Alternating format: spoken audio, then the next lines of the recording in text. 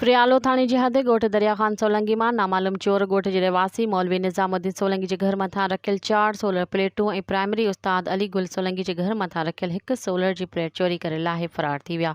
मुतासिर ॻोठाण पारां सुबुह जो संभाल करण बाद चोरी थियल हद जी पुलिस खे इतला ॾियण बाद पेरी खे घुराए चोर जा पेरा खणाया, जेके पेरा ॻोठ ॿाहिरां खजीन जे बाग में गुम थी विया।